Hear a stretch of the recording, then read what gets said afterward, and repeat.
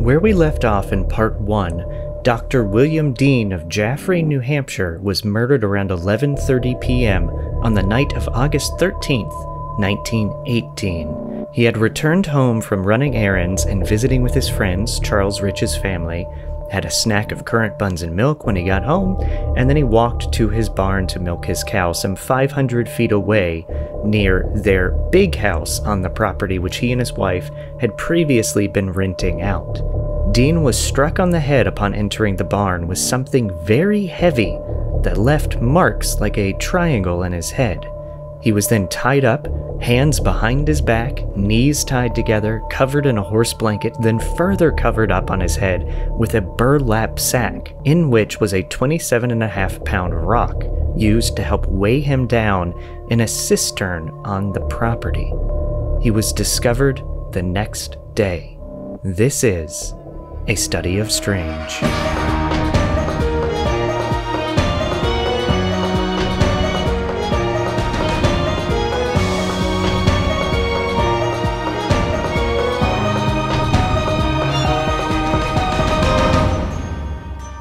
Welcome back. I'm Michael May. Continuing with me from part 1 is Tara Perry, actor and producer, and her husband, director Jordan Wayne Long. See their films Ghost of the Ozarks, which is available for rent everywhere, I think, as of this recording, and Squirrel, which just came out on Tubi. If you skipped part 1, I recommend going back and starting this amazing tale there. I'll skip the rest of the housekeeping today till the end so we can dive right back in to the strange murder of Dr. William Dean. What would leave a triangle shape? I think he getting hit with a milk jug, like on the corner. If you hit it real Where, like, hard, the wouldn't it handle like hits, maybe? Wouldn't it like indent with a triangle? You know, we are calling this the Midnight Milker. Right? Ooh, a Midnight Milker. I like it. I like it. That sounds good to me. No, you bring up a good point. The milk pail, you brought up in part 1, and I had not considered that before, and because it wasn't there, so they may have taken it because it was covered in blood and thought their fingerprints were on it or something. The marks, there are photos. I have seen them. It's not a perfect triangle, so I honestly think it's just something heavy, and it could be a rock. It could be a pail. Yeah, you should totally. Are you going to put these like pictures up on like Instagram? I don't know about Instagram because it is kind of Patreon. Yeah, maybe Patreon. I'll definitely have links in the show notes. So if anybody wants to see them, there are plenty of links that will be in the show notes for everybody to check out. Maybe the murderer just wanted to steal a milk jug. You know, milk jugs in 1918. It was wartime. You know, people had... They were supposed to turn all their metal in. Yeah. Yeah, man, never. It's like wearing really nice Jordans on a basketball court. Don't do it because you might get robbed. Where are you playing basketball, Mikey? You be careful. Nowhere anymore, but I grew up doing it, and that was like one of the rules when I was like 14, 15 playing a lot of basketball, is people would like tell you, because I had Jordans, they're like, oh, don't wear those at that court. I'm like, don't know. You're just putting a target on your back. It's like Hocus Pocus. Oh, yeah. The guy stole his shoes. Anyway. New England. I'm in the Halloween New England mood. I love it. Hocus Pocus 2 is coming out. Maybe you get sponsored by Disney. I don't know. There you go. Yeah, a study of strange brought to you by Hocus Pocus 2. Oh, that would be so amazing. Yeah. Wow. Yeah.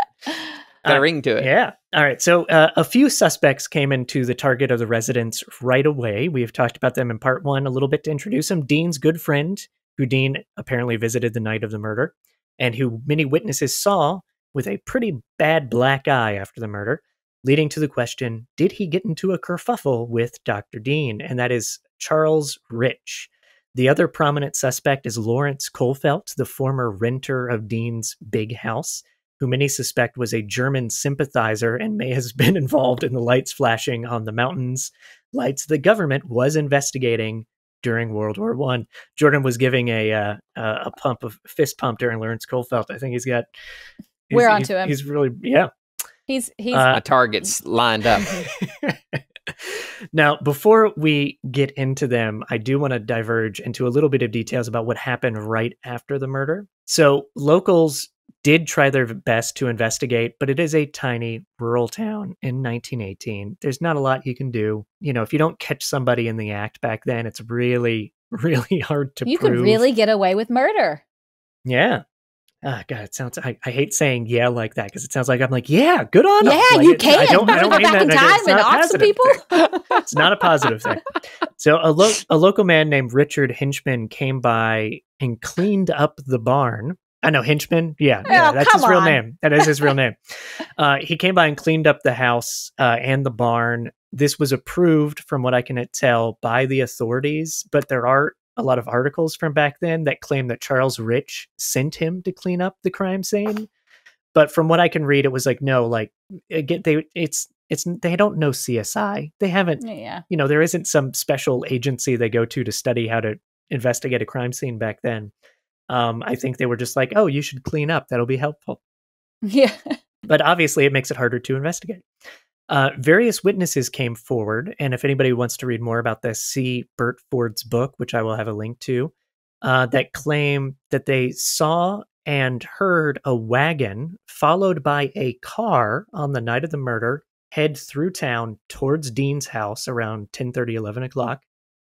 One witness, or actually multiple witnesses, also saw a car coming through town going the opposite way around midnight.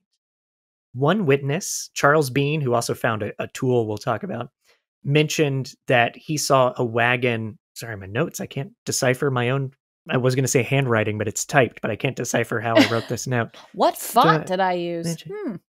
Oh, Charles Bean, excuse me, said that he saw the wagon he saw go through town was not Dean's wagon or Dean's horse, because he would recognize both of them. Other witnesses say the car that was seen in town was not a Ford. It's just important to note that. It had a heavier sounding engine. The car, if it was indeed the same car everybody was seeing, was leaving around midnight. So that would have been after the murder if he did indeed die at 11:30. Get out of here. Wait, so okay, I like the important note that it wasn't a Ford because it had a heavier motor. Were there imported cars like Volkswagen? They were not Volkswagens. They weren't around yet, but you'll find out later. Colfelt, Jordan looks excited. Colfelt, our number one witness. He owned a Marmon, which was a very expensive car, which I will talk about a little bit later on. That he got when he signed up to be a double agent. Listen, I don't think you want Jordan and I on your jury because we're just like, yep, it was him. Like immediately, we're like, it was him. It was him. There is no more mystery. It was him. Well, I might change your mind later. Hang on. Hang on. It's gonna get good. It's gonna get good. Change it. So no one recognized the car, and no one recognized the people in the car except for one witness, a young man named Daniel LaRose, who I keep wanting to read out of the corner of my eyes, Daniel LaRusso.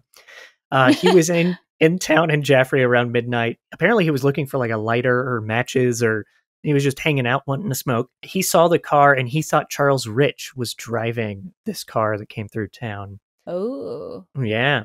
Now, putting some credence or validity to this car sighting, tire tracks were actually found on a quiet road that circled behind the Dean property, and a pathway seemed to be made from the car through, the land towards Dean's house to a rock wall, and it looked like rocks had been pushed over where people walked through the rock wall towards the barn and the big house of Dean's.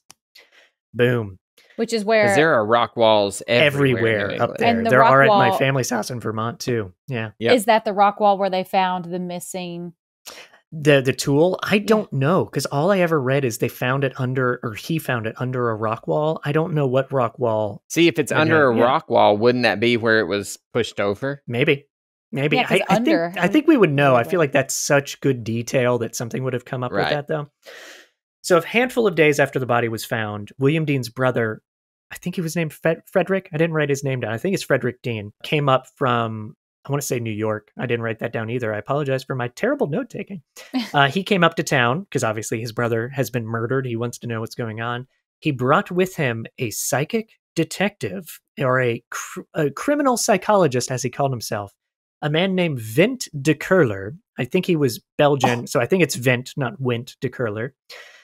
He was self-professed in all of his credentials, and I won't beat around the bush. This dude was a con man.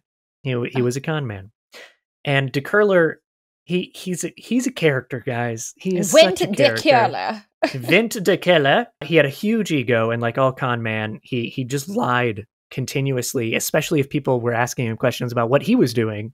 He would have to cover up his own lies, so he would lie even more. He claimed to have been hired by Dr. Dean's brother to investigate, but not for a fee, because he's a very good man, just to cover his expenses. And the expenses, by the way, were very, very high. And after Dean's brother left town, the days or weeks after the body was found, de Curler stayed on. And what I find really interesting is the town, they really wanted to solve this. They were so eager to solve it that they hired him to stay on to investigate. He didn't accept a fee, though, because he's a good guy. So just the expenses, just his expenses. And he's writing his own receipts. Right, exactly. So a few things that de Curler found or claimed to have found. And by the way, he actually did, I will give him a little bit of credit. He did seem to really want to solve this. Like, legitimately, he wanted to be the man to solve the murder.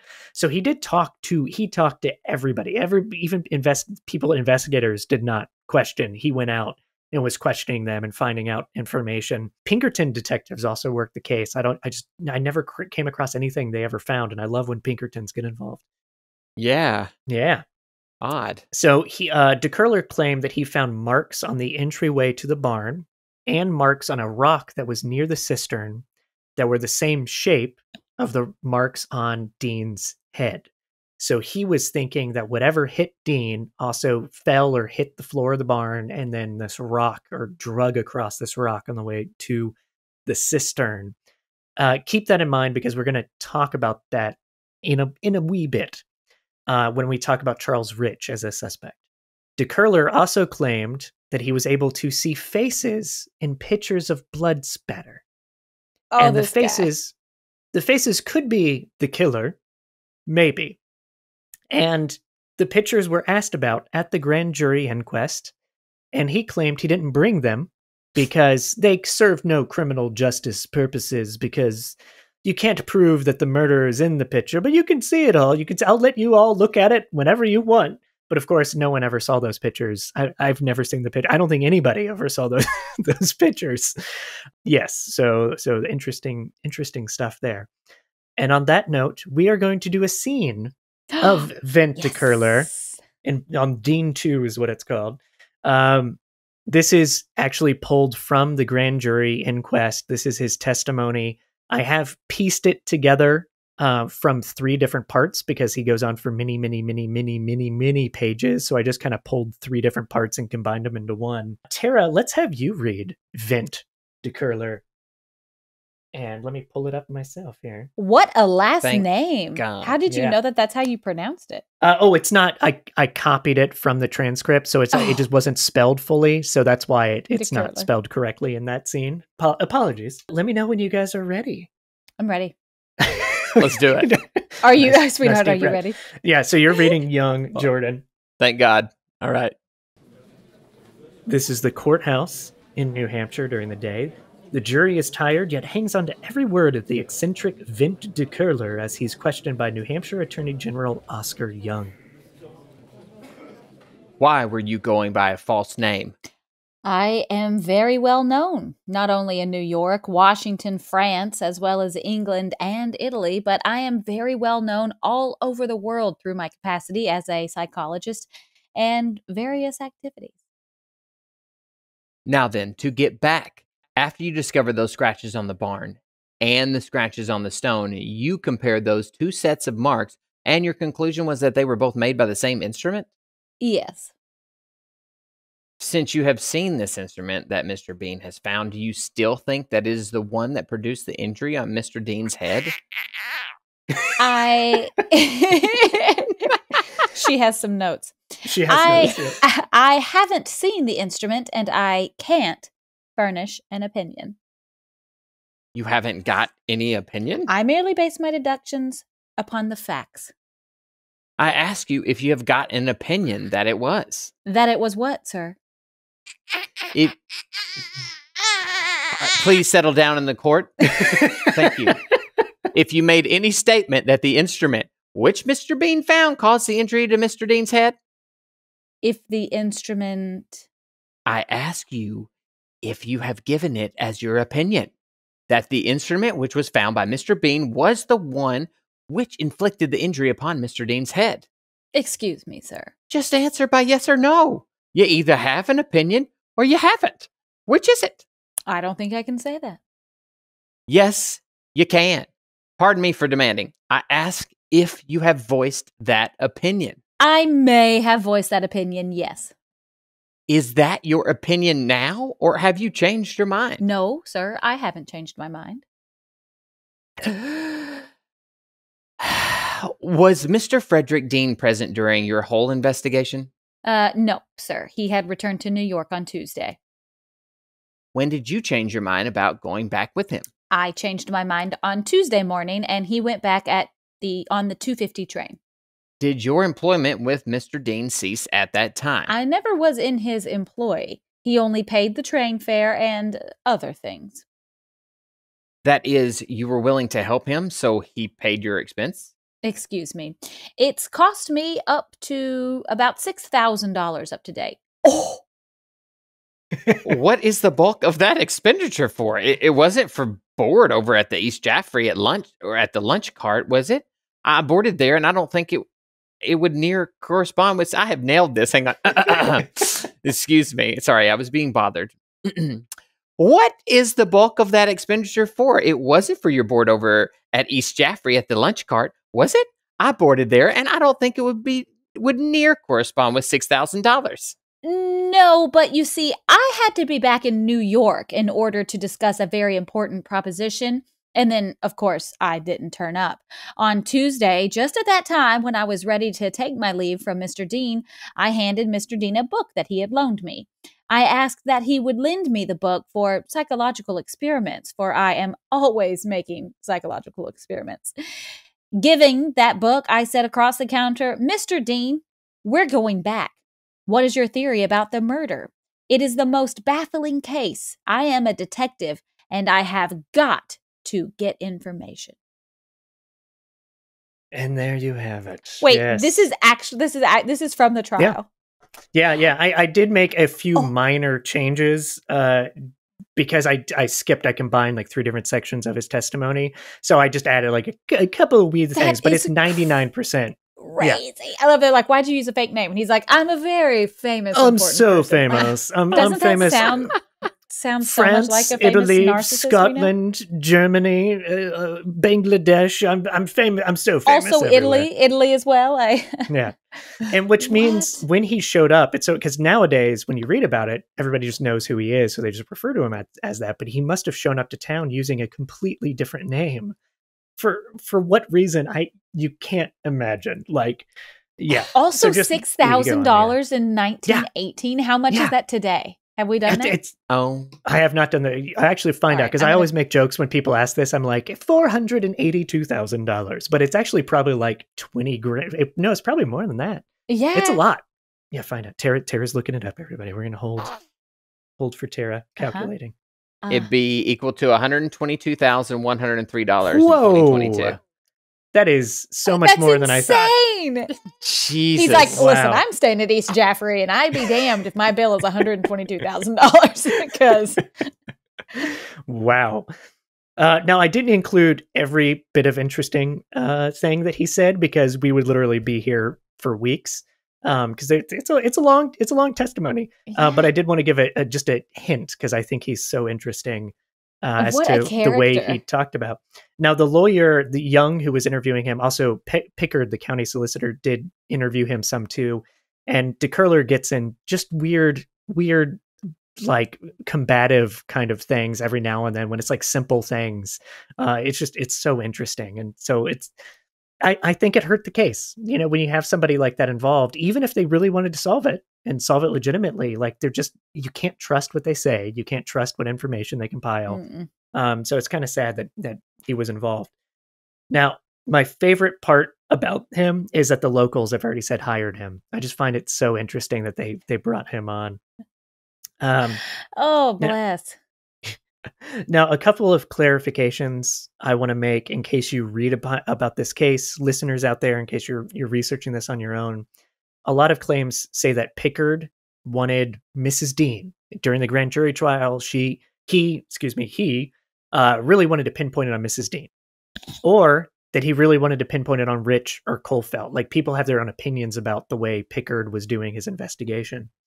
But when you read the testimony, and you read the whole thing like I did, which took way too long, and you read Pickard's own testimony, he did not seem to have an opinion or want of one suspect over the other. He was very much just like, I don't know who did it. Here's the information. Oh. What can we decide?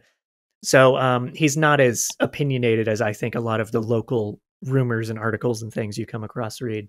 We talked about Mrs. Dean a little bit in part 1. We don't think she could have done it. We won't need to go into that again. If anybody out there is listening and wants to review that, go into part 1. It's towards the end of that episode. The other quick little thing we can go into before we get into the main suspects is some people theorize that it could be hoodlums, like some kids or some young vagabonds were hanging out in the barn, and Dean came in to milk the cow, and they were panicked and were like, "Oh God, we've been found!" and like hit him and tied him up and drug him. Panic! Here's all this rope we have prepared. Yeah, no. that's where it doesn't tie in with my mind. Jordan, Dismissed. you gonna say something? I just turned my mic back on. Oh, Tara, make sure he turns it off. Yeah.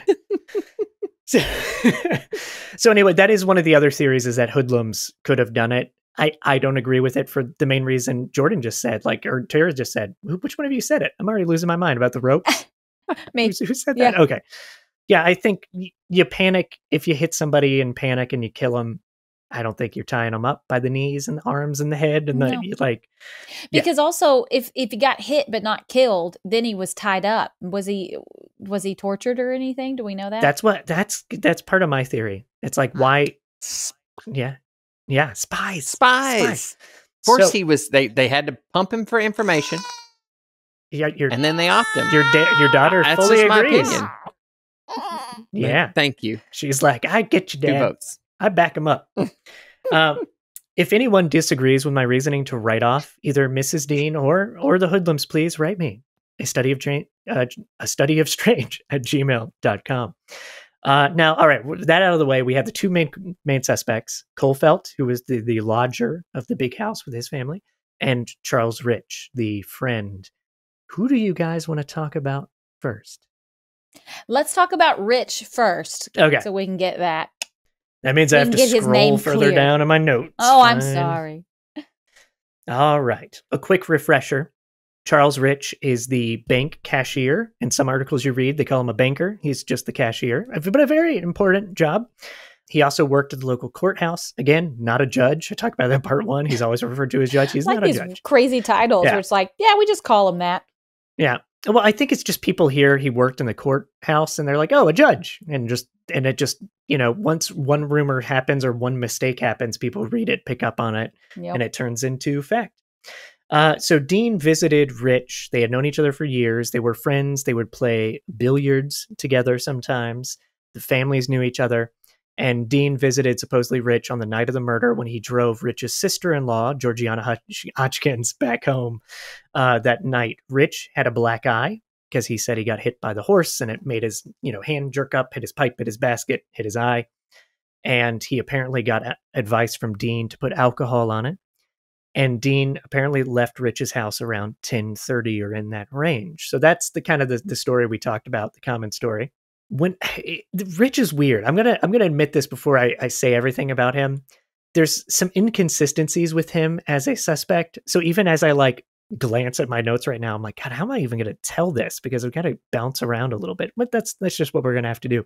Yeah. My God, this is so interesting. I want to go drive around Jaffrey when we're there to be like, I know. I really want to go through Jaffrey. The town square too. Is still, you know what I mean? Like the town square would still be there. It can't be that different. Yeah.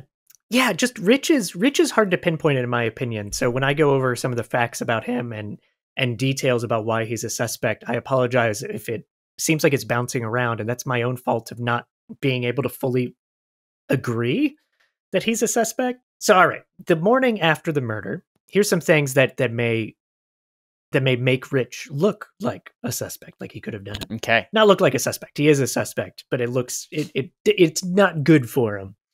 So after the murder, Rich apparently went to the undertaker. This is the morning that Dean was found, and asked if he was going up to the Dean property. And the undertaker was like, what, why? And Dean was like, oh, Mr. Dean's dead. And this is at 8 a.m. before they ever found his body. That's according to The What? Undertaker. This is Oh. according to The Undertaker. According to Okay. Mr. Rich, though, Rich actually says, no, it was 11 a.m. and I never said Dean's dead. I said he's missing and everybody's up there looking for him. Can you take me up in your car?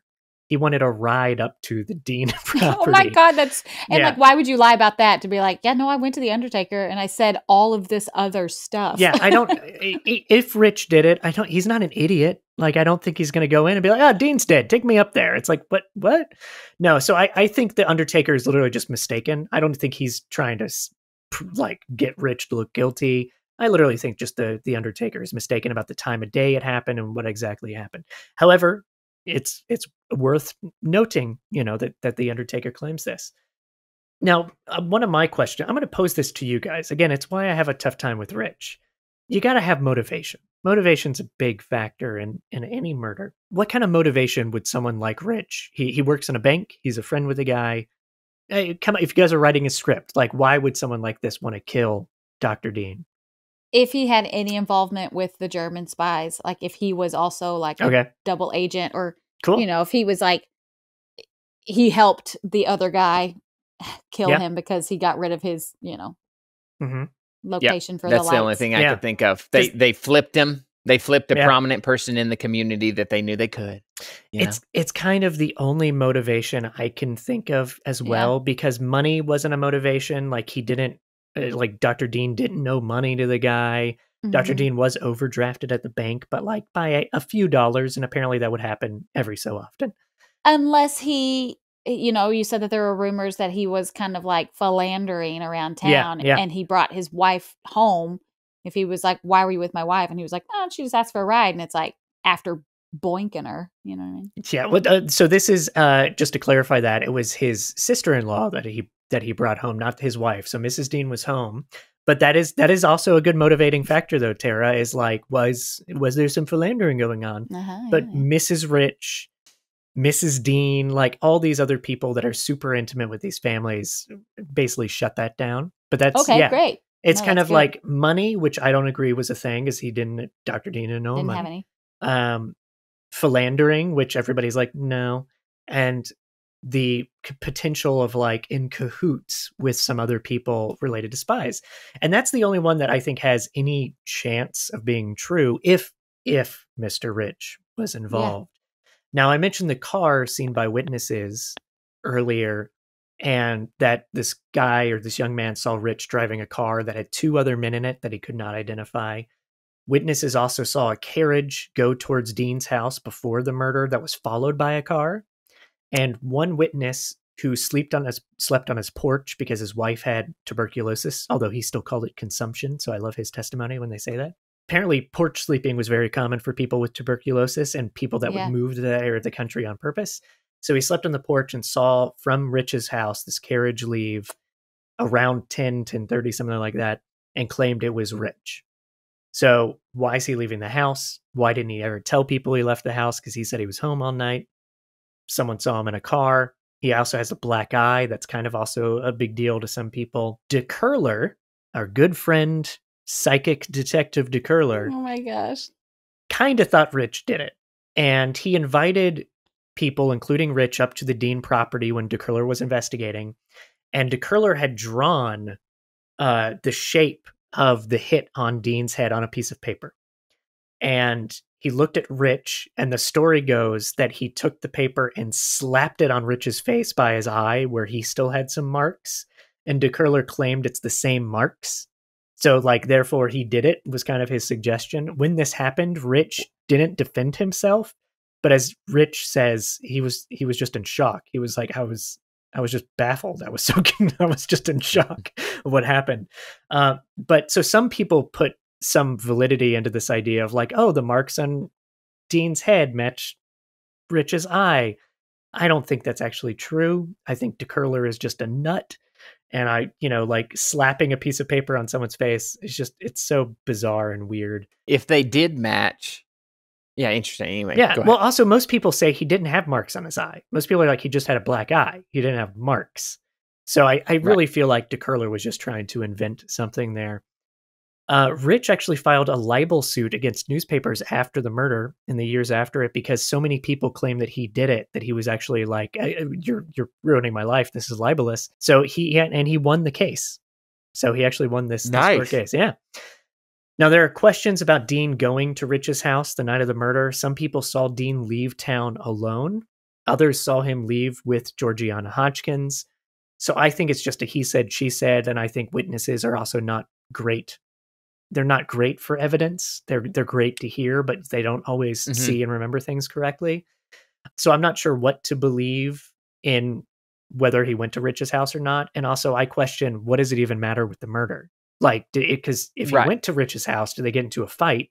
But if he didn't go to Rich's house, why was Rich going over there later to kill him? Like, I don't know. It just doesn't seem to fit to me. So I actually do think Dean went to the Rich's house. Also, Mrs. Dean, she said that Dr. Dean came home at 9:30, which means he would not have gone to Rich's house. But the people that say this don't take into account that she was suffering from dementia. And in other times that she was asked, she said 10:30. And in other times she was asked, she said he went to his friend Rich's house. So I think we cannot rely on her for information. And time. I don't think we can rely on anybody for time in these stories, especially her. So, question. I feel like none of that matters because he was a known midnight milker. It was clear that people knew that and people premeditated that. Yeah. Mm-hmm. And so similar to, this is why I'm going to say why not Rich, and I've already kind of gone into that when I brought up stuff. Similar to Colfelt, his testimony, and I'm going to talk about Colfelt's testimony later too. Rich's testimony in the grand jury hearing it just makes sense. And when I was working on my shows and I was researching stuff and just my own love of stories like this, the more bizarre a story is, the more it's likely that there's lies in it. Like things have to kind of line up when someone tells the truth.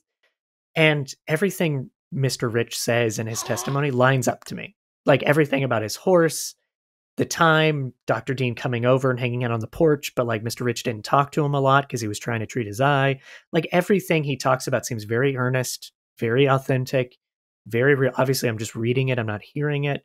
But still, it seems, and also it just all makes sense. There's no inconsistencies about what he says. And I think a lot of what he went through as a suspect and still goes through as a suspect is just local rumor. I think rumor spreads, it grows and it grows and it grows and it grows. And that's where it is. They were friends. These are guys that would hang out. They would talk a lot. Mrs. Dean and Mrs. Rich knew each other very well. Obviously, Dr. Dean went over to hang out that night.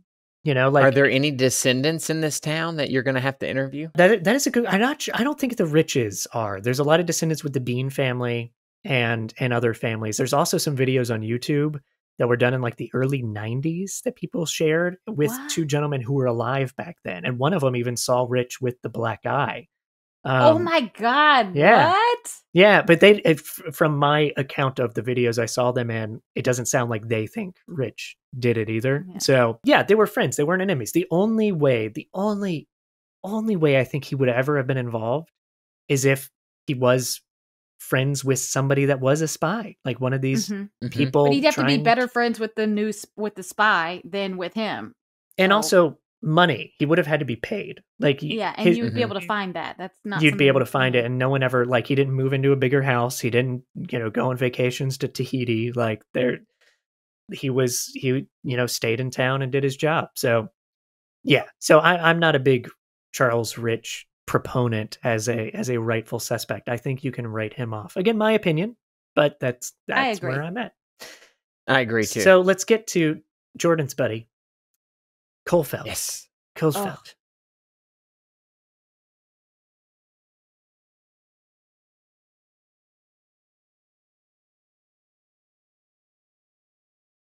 So why is Colfelt a suspect? I'll do a little review. And no, actually, I'm going to... Oh, Tara's counting using her fingers. She has lots of reason to think. I'm actually going to talk about the signal lights to give some background to that, because that does tie in with Colfelt as a suspect. Around the time Lawrence Colfelt moved to New Hampshire was around the time that the lights actually started. Not exact, but it's around that time. As you've heard me say, there have been many reports about these strange lights coming from the top of Mount Monadnock and other Pac Monadnock and Temple Mountain and all the other mountains in the area. There's many reports of lights. And they generally start before the US got involved in World War I, but they ramped up as soon as the US did enter the war formally. And no one was ever caught doing this in the area of Jaffrey, I will specifically say. There's just rumors and sightings. People did try to investigate. The Department of Justice, the Bureau of Investigation, I think, they sent investigators out there to find out what was going on. And I do apologize. Ooh, I just hit my microphone. I do apologize because, again, if you heard me say this earlier or in part one, the FBI files are very confusing. So I just hope I do it justice, explaining, kind of summarizing different things that are in it, because there's just so much detail. But they investigated the shit out of these lights. They would camp out. They would find places to be. There were a few instances where they saw people that they thought could be going up the mountain, but then they would lose track of them. Like, there's a lot of different interesting things in these investigations. And there's a lot of it, like a lot of investigating. A lot of the pages you read are like, oh, we got breakfast and then we watched the mountain and then nothing happened. And like there's a lot of that too. The lights have been described. Way to go, Bill, with his note taking. Yeah. There have been a lot of descriptions about the lights because they're not consistent. They're flashes. Talk to me. I want to hear it. Yeah, they're flashes like Morse code. Some people have described them kind of like meteor showers, but on the mountain. However, to differentiate it and to validate being real lights is there were flares sometimes, like actual flares. There's lights would like be signal lights where they would shine really bright, then maybe move a little, then kind of move back, maybe move up and down, and they would disappear. Then there'd be lights on other mountains. So there were different lights, meaning that there could have been different codes. Different kinds of lights could mean different things. Think about how fast they could send messages. Yeah. Like that back then. That's nuts. Because like there's also 2 hours in a car on a horse and buggy would take what, 6, 8? Yeah. A long time. And they could just like all from Mount Monadnock. That is nuts. Like, and also it's message.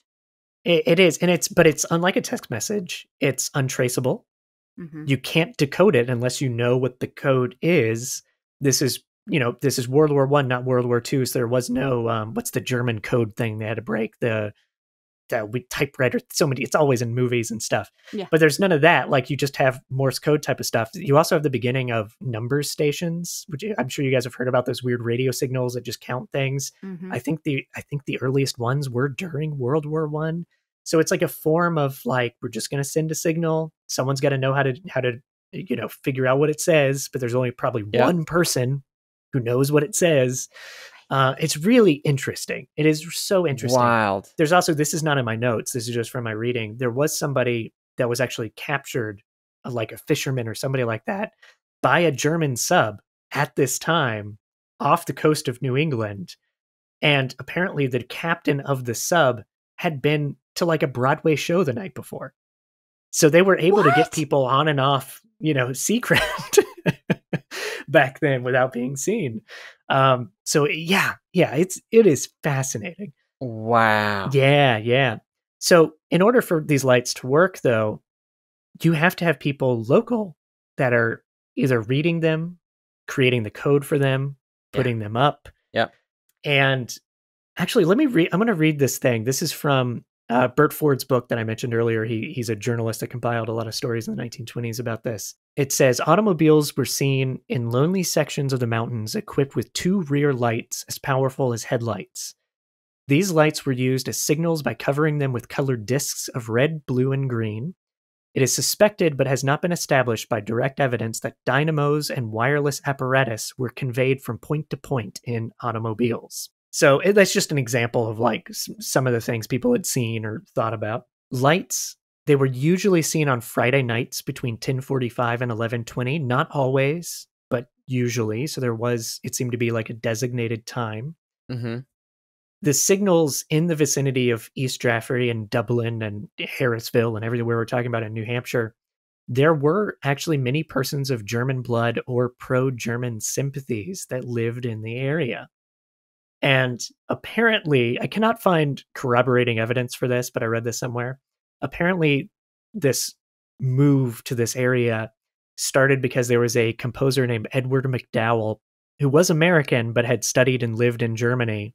Oh, do you guys know Edward MacDowell? Well, that's the MacDowell colony. Oh, that's like the Is it the most same prestigious MacDowell colony? artist That's, like, residence. It is still the same. there? He bought the farm where it is to this day in like 190. No, I think he died in 08. I think it was 1800s when he bought it. So apparently, because he had lived in Germany and France and stuff, but he was very famous over there. That's why a lot of German immigrants would be in the area. They would go to shows and like concerts and stuff. He passed away before this murder, I think 10 years before it. But that's one of the reasons why there might have been some influence for people of German ancestry to move to the area. That's really funny. I love that you guys are able to react to that. It's perfect. It's what I want to do. So these signals also attracted international attention. Letters have been saved from France and the UK corresponding with authorities here in the US that the signals need to be investigated because of potential spy activity. A local gentleman named Frank Humiston of Jaffrey, who would serve in the war, has a story where he would see these dots and dashes and flares at night, and he tried to investigate himself. And he tells a story that one night, while he was trying to watch the mountainside, he had his horse with him. This car pulled up near him that didn't have its lights on, and people got out, and he heard something along the lines of, "Oh, this is the place." And then they saw his horse, and they kind of scattered. They get back in the car, and they drive away, and he kind of on his horse was near them, and they yell at him, and they're like, "What are you doing out here? State your business." And he was like, "Turn on your headlights, idiots," or whatever, and they kind of drive off. So that was, he suspects, could have been people trying to send signal lights. As an example of people that were actually arrested, because this did happen, just not around Jaffrey, a Dr. Rudolph Hutz, who was a Boston chemist, was arrested for espionage the same month Dean was murdered up in Pine Island in Lake Winnipesaukee in New Hampshire. Ooh. And it was because he was placing signal lights in his windows of his summer home in New Hampshire. Ballsy. Wow. Yeah. Also, a Count Johann Heinrich von Bernstorff, who was a German ambassador to the U.S. for a while. He was known to visit Dublin, New Hampshire, which I actually drove through when I was in town. Yeah, we love Dublin. Yeah. He went to Dublin to have a meeting with other Germans. And so he had some strange meetings. Apparently, he, depending on what you read, he either went multiple times to Dublin to have meetings or once. But why is the ambassador for Germany in a small town in New Hampshire? Dublin, New Hampshire. Because of Mount Monadnock. That's what you would expect, yeah. So there's some specific excerpts from the excerpts, from the FBI files, which I'll kind of mention because they're very interesting.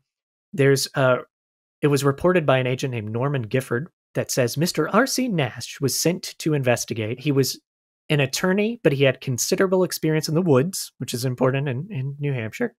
And he worked with other agents and met with a Dr. Louis Bell, who was an expert on signal lights. And they determined that there is some likelihood that that signal lights were being experimented on in New Hampshire. There's a report from June 11th, 1918, which is pre-murder. And it says the country surrounding Mount Monadnock and including Peterborough and Dublin has every facility for pro-German operations. It would be very easy to establish a chain of signal points. There is much wild land, abandoned farms, and passable but disused roads, which could be utilized for secret communication. Lonely lakes from which hydro aeroplanes might operate are numerous. The farming population has not awakened to the dangerous possibilities. Oh my God. That is so cool. Because terrifying. Harrisville has so many lakes around it that they named them ponds. Yep. So that so many people wouldn't want to come. I mean, there are so many lakes just the imagery, like every time we're up at Aldworth, like on the weekends, you'll see little Cessnas and stuff flying really low. And it just makes me what a perfect think about spot. that in a whole Honestly, what way. a perfect spot for signal lights. Really. And Lake Winnipesaukee, is an hour and 35 minutes from Monadnock. But yeah, Peterborough, Jaffrey's on the other side of the mountain from Peterborough and Dublin. So they just had the mountain circled everywhere. Yeah. So a report from June 5th of 1918 mentioned being taken to Dean's farm. And this is pre his murder because agents believed it might be where a signal light came from on April 19th of 1918. as reported by witnesses and agents on the ground. Dean's farm had an excellent view of west to southeast. So Colfelt, our suspect, lived on Dean's property on April 19th when they suspected a signal light came from that area. The investigation also multiple times talks about Mrs. Morrison, who you guys did the wonderful scene with in part 1.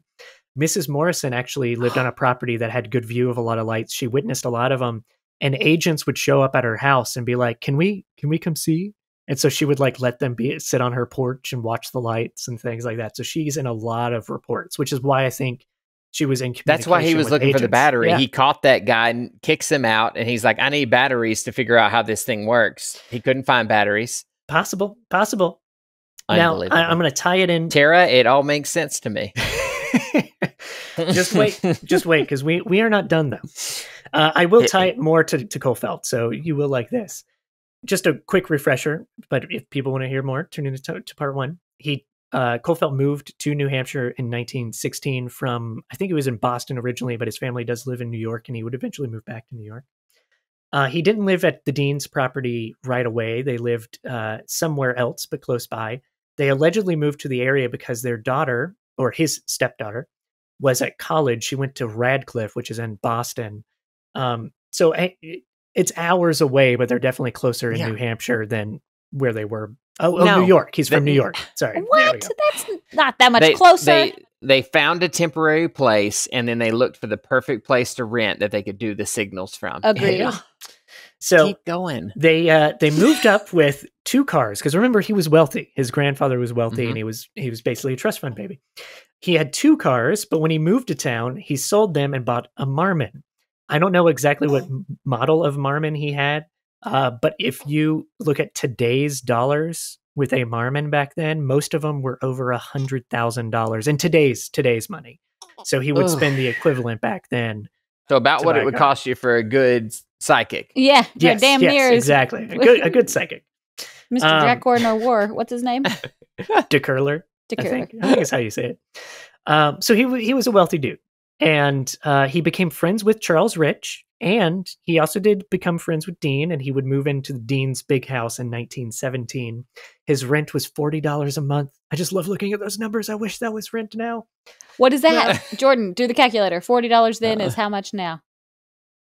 All right. It's going to be a lot, right? It is. It's a nice house. It's going to be $784. Yeah. Wow. For a very nice home, though. So, yeah, very nice. For a very large home. Colfelt would play billiards with Mr. Rich and Dr. Dean from time to time. So they were very friendly. The Colfelts, though, were known around town as being very odd, mainly because of their wealth. I talked about this in part 1 a little bit. Colfelt did not work, which everybody thought was super weird. And the Colfelts stayed in town over the winter, which is also something you do not do if you are not local in New Hampshire. So the Colfelts also received mail at multiple different post offices. So they didn't get their mail at one post office. They would go to like 3 or 4 of them to get mail, which is also very odd. There is a local rumor that Colfelt would seem to really make sure people knew that he was American.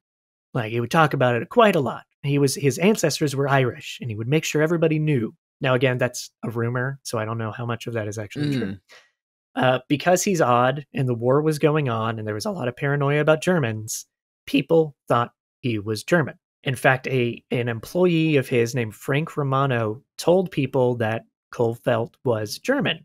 I don't know why Romano said it. I don't know why Romano knew it. I will make a short tease that Romano is actually a suspect in a lot of stories that you read about this. We do not have time, nor do I want to go into him. So it's one of those things, if I do a follow-up, I will talk about Romano. But some people think he may have done it. I don't. That's why it's my podcast, so I'm just not going to take the time to do it, but I will in a follow-up. As I've mentioned before, the Colfelts moved out of Dean's house in 1918 in June, and we don't know why Dean kicked him out. Dean said they couldn't stay there anymore. Rumors persist. It's because Dean found something out about Colfelt and wanted him out of the house. And that's why he's that's a why he was talking German to Mrs. Morrison. sympathizer. Yeah. So the Colfelts' stepdaughter, who was in college, like I said, they found after the murder, when they were cleaning out things in the big house, the Colfelts had left a box. And in that box was a lot of pictures of teddy bears that their stepdaughter, or his stepdaughter, Mrs. Rich's daughter, would take. And people, because people are people, they just immediately went, oh, that's code. Those are all like spy messages. All the different pictures of the teddy bears mean different things. So it's spy activity. I don't know if I believe that, but I thought I'd still share because people do think that's a thing. Was it the same teddy bear in each picture? Or was I think it a different I think teddy it was. bear? I think it's the same teddy bear. I think. Not 100% sure. I've not been able to find the pictures. Now, allegedly, and it depends on what report you read, the big house was found once the Kohlfeldts moved out with some sort of chemical treatment on the windows. Like treatment that would like make, if it was raining, the water wouldn't stay on the window. Okay. So to make sure it's Because like you'd have to clear, be able to see. You'd have to be able to see the lights on a stormy see night. the lights. Some reports also say, again, it depends on what reports you read, that either the screens in the windows or the windows themselves were discolored, like a hot light would shine through them and like burn or discolor the screen or the window. I will come back to that. And then I bet you Dean's wife had been disclosed this information, and that's why she's like, he's dead. Because she knew that like they were getting into trouble and that they kicked those people out and they must have come back to kill him. Yeah. Honey, I don't know why. They should just listen to you, sweetheart. You're right. George just left the room. So, for various reasons, primarily though the paranoia of German spies and rumors that Kohlfeldt was German, he is the main suspect, he and Rich, but he is considered kind of the main one today. And don't forget that Dean told Mrs. Morrison that he had proof now. Like he needed federal investigators to come up because he finally had proof, and he had recently. Man, he should have really told that lady. Yeah, what was going on? Absolutely. So, any questions before I get into some more details about Kohlfeldt? Anything? No, you guys you're ready. You're ready to say he did it. So I'm going to bring up, now that Jordan left because he will not want to hear this, I'm going to talk about He's why. Out. He's bringing back computer Jordan just stood up and left. Okay. He just ran. That's hilarious. It looked like a Benny Hill sketch running in the background. I'll wait for him because he'll want to hear this. All right. Love it. So now that Jordan is amped up to prove, or not to prove, but to get excited that Kohlfeldt did it, let's talk about why it's not Kohlfeldt. He didn't. Okay. Or why I don't think he did it. You can still think he did it. You're under no obligation to agree with me. So you don't think he did it? I don't think he did it. Do you think he's a spy? No, I don't. Okay, I don't even think he's a spy. But you please disagree with me. Let me know. And all the listeners, disagree with me. Write in your opinions, please. astudyofstrange@gmail.com. So yeah, why not Kohlfeldt? His testimony during the grand jury hearing, like Rich's that I mentioned before, everything seemed to make perfect sense. He wasn't defensive. He didn't beat around the bush on things. Everything had a clear reason. Mikey, because he knows how to do it. He's been trained. By the German army. Yeah. Hey, there you go. We're just going to keep gaming up on you. Valid. Yeah, valid. No, absolutely. But also what you're saying actually is valid too. Like if he is very good, he knows how to handle himself. But my whole thing is, and I don't want to relate myself to Columbo because I am not a detective.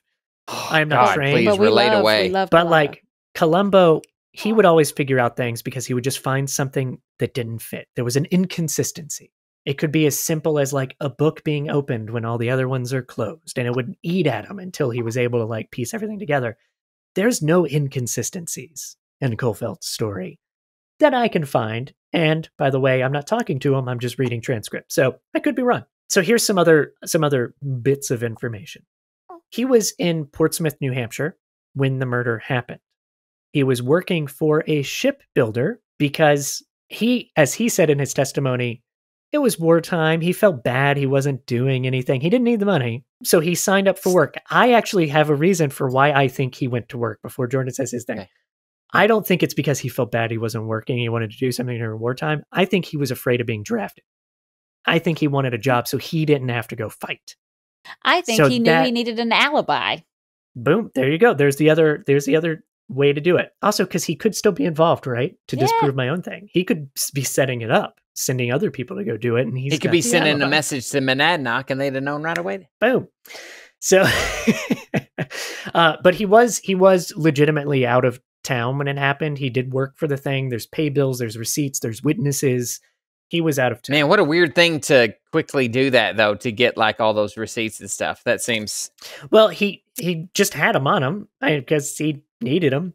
Also witnesses. There are like he works with people. It is a very specific, it was like a 7 to 5 p.m. job or whatever. There's people on the ground. Also, his car was in town. He drove his car there. His car was there at a garage. I like the draft reason, though. He probably did that. I think he got a job to get out of the draft. Yeah. So his car, that fancy car, was not fancy car. It was not the one seen in town because it was in not Portsmouth, but like a little town next door to it. Okay. Now, as to why he was kicked out of Dean's house, Dean said to Mrs. Morrison, "A man like Colfelt, young and strong, who will not do useful work at this time is not the man I want in my place." This by some has been taken that like Dean thought he was a spy. I think it means he wanted somebody to, because he had actually said this at other times, he wanted someone to actually use his land for agriculture, and Colfelt didn't, because Colfelt didn't want to do the work. When did he kick him out? What time of the year? So this is the other thing. It's often reported that he kicked him out and gave him 24 hours. Apparently, he actually told him to leave in May. He didn't move out until June. Okay. So it's not like he packed up overnight, which is, you read that a lot. So I think local rumor and what actually happened does blend. And people think he left right away. I think it took a month for him to move out. He also he didn't move far away. He didn't like run away from town. Even after the murder, they lived, I forget where because I didn't write it down, but it's still in the same area. It just wasn't in Jaffrey, but it was nearby. He still needed to see the signals, so he couldn't. Wait, he worked in Portsmouth, but lived nearby still? Yeah, so he would, what he did is he started the job. He would go stay for the week in Portsmouth, come back on the weekend, because it's only like an hour and a half, 2-hour drive. So at the time, so he would go stay for the week, come back.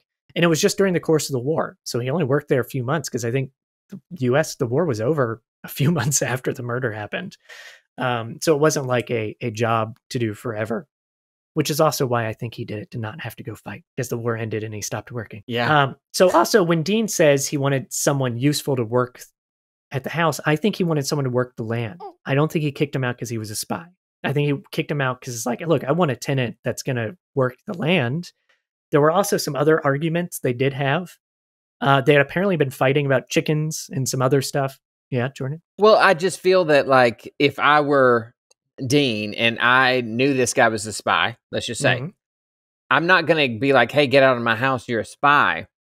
I'm going to be like, listen, man, honestly, I need somebody to work the land, and you're just not going to do that, so I need you to leave. Good point. Just a thought. No, it's a good also, point. if he was a spy and they were also buddies, before he realized it was him, they probably chatted about like, hey man, there's like weird lights going on and like I see some weird shit going on. And then obviously he's like, shit, he's on to me. Yeah. I mean, yeah, I can't disagree. I can't disagree. I could be throwing an innocent person under the bus. Under the carriage wheel. They're long dead, so you don't have to worry about sending in. They could haunt me though up in New Hampshire. It's true. So, I thought Jordan was going to say something. You were just pointing. Oh, sorry. I need to shut up. No, you don't. You're good. Physically. So they had also, they had been fighting about some chickens and some like other things around the barn. Apparently there was like Colfelt wanted to pay for hay. And Dean was like, hey, pay me for the hay. And Colfelt was like, yeah, I need a bill though. I need a receipt. And Dean wouldn't send him the bill. So Colfelt wouldn't pay for the hay. And it was this whole rigmarole. My point is, I think they were fighting and arguing and Dean wanted them out because of very typical tenant landlord stuff. I don't think it sounds like he discovered Colfelt was a spy. Well, then who did it, Mikey? Oh, well, pressure's on. So we're not done with Colfelt yet. So apparently the screen and the lights and the chemical treatment and all these things about like windows in the big house having been affected by signal lights up to the mountain. I've never found any way to validate that. There's no pictures of that. There's also the like contradicting evidence of like, oh, it's chemical treatment. No, it's like the screens have been burnt. No, the windows were discolored. It all just seems like local stories that spread. Is the house still there? No, that house is not still there. There's other houses from the story that are still there, but not the big house. But no, I've never been able to validate something happening to the windows. So I do think that's just rumor. even in the grand jury testimony, if that was real, I feel like that would have been brought up. It never was. Yeah, that would have been evidence that. Yeah. Now, there's also another story about Caulfield. I forgot to mention that I will, because there's pros and cons to it of him being a suspect. But when he moved out, he had a big box, and no one saw the inside of it. And he was really worried about it. When it was being moved, he wanted to make sure it was really well taken care of. He didn't want it bouncing around when it was being transported. And so a lot of people think that it was holding wireless communications. You had to be very careful because it was some sort of generator or communication device that he was using in spy activity. He said it was a Victrola, which is basically a record player. It's a stereo. Yep. So when I hear that, I'm like, well, yeah, of course he was trying to take care of his stereo. Like, that's what even today, TVs and stereos are like, when I move, those are the things I'm worried about. So but if he's super rich, couldn't he just buy a new one? I think people still worry about those things when they buy new ones. Jordan's face when he said that. Yeah. So anyway, that's my reasoning for why he was worried about the box. I don't think it was a communication device. I think it was a Victrola and he wanted to take care of it. Now, as to him being German, his family was most definitely not German. He was from Pennsylvania. His family lineage goes back many generations on both sides. His grandfather was involved with business and politics in Pennsylvania. He has relatives that fought in the Civil War. He was definitely... He loves being an American. He loves being an American. He was also of Irish ancestry. Now, could he have been a German sympathizer? I don't know, but it definitely doesn't point to that. Federal investigators did investigate him, and they actually just found him to be very pure-blooded American. You know, like they found nothing in his activity or his family or anything he did to be connected with Germany in any way. So those are my reasons to sort of exonerate. Thank you for the good word. So my theory, I will share my theory. I'll dive into it because I actually think you guys will agree with me. Please. I think the killing was very brutal. It seems like something someone would have to do with multiple people. I think people were waiting for Dean or approached him at the barn, which means they knew his activity. They knew he milked his cows late at night. They knew the land. They knew the cistern. They knew how to get there. They did not take anything. Nothing was stolen. There's no sign that hoodlums were, drawing graffiti or having a campfire. Like, this looks like somebody was specifically there to attack Dean. Also, being tied up. I think that he was hit on the head to kind of like get him to, just the initial like sneak up and hit him. Discombobulation. Yep. Tie him up. And then potentially, what is the, not ask questions. What is the word? Interrogate. I think they tie him up to interrogate him, find out actually how much he really knows. And as he's talking, they're choking him if he's not saying what they want to hear and not saying what they want to know. And I think that's how he died. And then they, go ahead. No, I feel the same way. Have you looked up how people were killed? Other like in that time frame from like spies or anything? I have not, and that is something to look into. I did look up other like spy activity in the area, but mostly it had to do with lights and signals. There were no murders that we can find that was like, oh, this is an international conspiracy of someone doing that. So I think he's the only one. He's like the sole like guy, like victim that we have to even look at. But just the nature of the murder makes me think it's not Charles Rich. I can't see a guy like that worked in the bank and helped at the court. And he did other like things around town to help things out and had these like that just does not seem like the kind of guy that would kill somebody in this manner. Also, hiding him in the cistern, whoever did it knew he'd eventually be found. Yeah. So that can be sent as a bit of a message to like, hey, don't, be quiet and this could happen to you kind of thing. And I keep thinking, as I think about this, who would actually assassinate him? And I do think spies. This rural doctor that didn't become a doctor, that just kind of farmed his land and rented a house. If he had enemies, they're not going to kill him in this manner.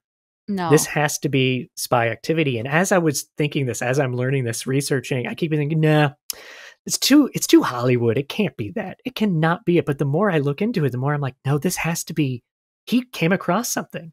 He saw something from his house. Yeah. I don't know that it's the guy in the big house. Yeah. But it has to be. I mean, it has to be spies. Yeah, because he Why also else would this guy? suspected. He knew something was up with the lights. I mean, giving Mrs. Morrison the message, trying to get someone here. Like, I really feel really bad. I wish someone, like, if there were already agents there, like, trying to figure it out, I wish someone would have gone to him and been like, "We know, dude, just lay low." Yeah. But if he would have just told Mrs. Morrison, just tell Mrs. Morrison, we would like, know exactly what he found out. Like, I overheard Joe talk at the general store the other day, and he's speaking German, and I've been seeing, like, I wish he had said something to Mrs. Morrison. But she was a woman. But it could. Women can't handle dangerous things. That's true, but also she's alive, or she lived because of that, maybe. Because had she known more information, she might have been killed too. Ooh. But also, like, I mean, it could have been a ruse to be like, "Hey, I'm going to get out of town. I'll be here working. Y'all take care of him because he's figured it out, and you need to do it." Yeah. And that really does protect his ass by being like, "Oh, I guess he did. He left and got a job. Like, he is more of a stand-up guy than we thought." Lies. Yeah, I mean, look, as much as I kind of write off Colfelt, I think it's a good point. He could have been a mastermind behind this. And even if he wasn't German, like I said, he could have had sympathies. He could have been paid off. He could have, someone could have just come been to him bored. And if you're looking for something to do. Yeah. It's like, what's he do all day? Staying up late. Idle hands make the devil's work. That's right, honey. But also, why the fuck would you go up there and just hang out in the winter? Like, yeah. That's right. That's the biggest thing, man. We've been in the winter. Brutal. It's brutal. I mean, like, and we've got all the modern conveniences. Yeah. Now, would you rather be out there? That up for fun? Yeah. Would you rather be out there in the winter or during mud season? Oh, I thought you were about to say black fly, because I was like, or black fly. Winter over black fly. Yeah, me too. Winter over black fly. Yeah. I don't know. I haven't been up there for mud season. Yeah, I haven't either. I've got to try it out. So it all sounds that like heaving. Yeah. Is there anything else you guys want to add to this? Any other theories that you brought up? Man, if I could just wrap this up in a tight bow real quick, I'd probably. I'm just kidding. I solved it. I wish Jordan we could go guys. like with a metal detector around Jaffrey, and like in the next couple months, and I could find the milk bucket. Ooh. Listen, the next time we're filming up there, we must take a spotlight up there and do a test. Oh my God, that'd be so fun. Oh, that really would so be much cool. fun. Honestly, do we know what kind of lights they used? Was it like... I think it was a variety. I think it was always a variety of things. I don't think it was always the same thing. Like, how powerful of a light did you have to have back then to be able to do that? Well, I mean, even if it wasn't like electrical, like the gas, the gas ones they'd use for mining just had like huge polished discs. Sure. And they like emitted, like a lighthouse would have a giant light. So yeah, and like honestly, I don't think, you got to think back then, I mean, it's still rural. There's still not a lot of light pollution, but back then, even less, much less light you're pollution. Right. So you actually don't need something super powerful. And if you're just sending a signal from the top of the mountain to the other mountain, to the Monadnock, it's always hard Crotch to say for Mountain. me. Oh, is that what it's called? Mm-hmm. Okay. If you're sending that, it's not. Yeah, I don't think you need something super powerful. No, because even really when you're at Aldworth, if you're in the top floor of the manor, you can see people skiing at night when they do the night skis when they carry torches. You can see them coming down the mountain, and that's good. That's good direct information from the land there for the story. I love it. Yeah, man. Yeah, God. Yeah, we haven't even talked about how there's more ley lines that cross over the Monadnock region than like anywhere in the world. That's what. Boom. When we're researching weird stuff up there, that always pops up. Oh, I've got to look into that next. Yeah. No, I mean, look, when I started this, guys, when I started reading, at first I was like, it's not going to be enough here for a story because these lights, they're not going to be anything. And then I look into it, I'm like, oh, these lights are something. Yeah. And then I get more into the murder and I'm like, ooh, this is a good mystery. And then but I never expected at the end to actually come to the conclusion that I think he actually came across some spy activity. Yeah. And that's what got him killed. I literally never expected to have that conclusion. I was like, nah, it's someone in town jealous of him or whatever, like it normally is. And it's like, no, I actually came to the conclusion, I think it's spies. Oh, man. Poor Dr. Dean. One of the goats at Aldworth was named Dean. Maybe we can channel his spirit through him. There you go. We'll ask. This has got to be where Tolkien got his idea for like the Lights of Gondor and like sending those messages, right? Like he was in the war. He was in from mountaintop to mountaintop. Oh yeah, yeah, and that's the other thing too. Just if people do question the lights, a lot of people that had either investigated it or were talked to when people were investigating the lights is in Europe they were using similar type coding and signals. So it fits. It was the best way to send signals that you didn't want people to understand or translate. Yeah. Especially knowing that they use different color things. Like, I mean, gosh, all kinds of messages you could send. Yeah. And that guy on the horseback, like that's really scary. Yeah. Him being on horseback and those people pulling up out in the middle of nowhere. Yeah. And especially like when you don't have like you were saying, light pollution, like when it's dark up there, it is dark. It's dark. Like on a moonlit night, you're like, wow, it's incredible. Because like otherwise it is dark. You see every star in the sky. Like it's really something else. So if you're out in the woods by yourself without your headlights on, on a horse, and then you see a car come up without headlights on, like what were they doing? And wait, what they said was, this is it. This is the spot. That's what they said? That's what he says that he heard. Yeah, so something like that. Who knows? They could have been picnicking. They could have been having, it could have been like lovers lane thing. Yeah, exactly. Yeah, we don't know. But it is, it's the coincidence of the lights going on and him investigating the lights and seeing a car with no lights on, hiding from people. Yeah, it definitely seems. Yeah, there could have been. And the battery. Yeah, what was he needing the battery thing? For her? I actually do think he legitimately wanted a flashlight to see home, because there actually is talk that the rich family gave him a lantern on his way home the night that he died. So I do think he just was like, it's dark outside, it's hard to see the roads. I think he just wanted that. Yeah. But it does. I have the same question. I'm not saying that it's 100%. I think he may have wanted his flashlight to work to try to respond back to a light and see if he could get some sort of provoke something. Yeah. Play with it back. Yeah. See what happens. Poor guy. Yeah. And I think you're right. Being found, they knew it would be found. And it is a bit of a message because, say the people in the car that were like, this is it. Maybe they thought hey, those lights in the mountains. And they went to go try to find out what it was too. And then someone in the town dying, if it was rumored that it could have been involvement with spies and stuff, it would shut everyone up real quick. Yeah. Well, thank you all. You both. This is better. I said because you guys are from Arkansas, so I always go to thank y'all. Well, Arwen was here giving her opinions as well. So. Yep, exactly. Well, thank you for doing this. Thank you for doing it with a wee babe at home. Yeah, so fun, man. Thanks for having us. This is gonna really bug me not knowing this answer. Yeah, well, hey, me too. But I do think we've been able to come to a conclusion that actually helps, because I don't think everybody thinks about the spies. And I've gone through the only thing left to do is talk to more people locally. That's it. But I'm so leaning it's spy. I know. I've got, and on that note, you gotta bring, Yeah. No, on that note, listeners, please, if you enjoyed this story, you want to hear more, message me at a studyofstrange@gmail.com.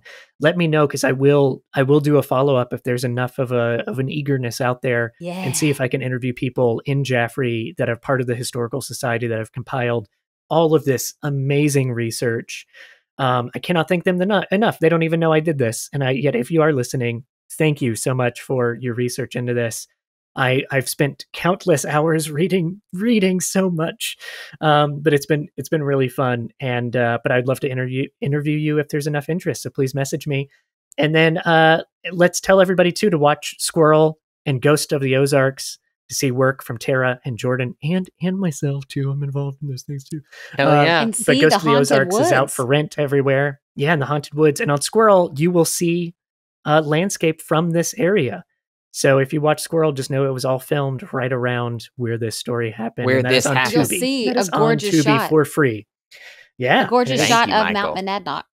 Yes, you will. Oh, God, I forgot. That's the mountain in it. Oh, it's so amazing to think about that. Well, yes, thank you all again. Love it. Thanks, Michael. We loved it. Yeah, so fun. And that concludes the bizarre murder of Dr. William Dean. It seems like most of my first episodes have involved people named William, from William Herbert Wallace, William Mumler, and now William Dean. That's an interesting coincidence. Anyway, please hit that subscribe button, or as my son would say, smash that button, leave a review, and tune in for more A Study of Strange. Show notes and more information for our Patreon, which has a very special giveaway going on right now, can be found at www.astudyofstrange.com.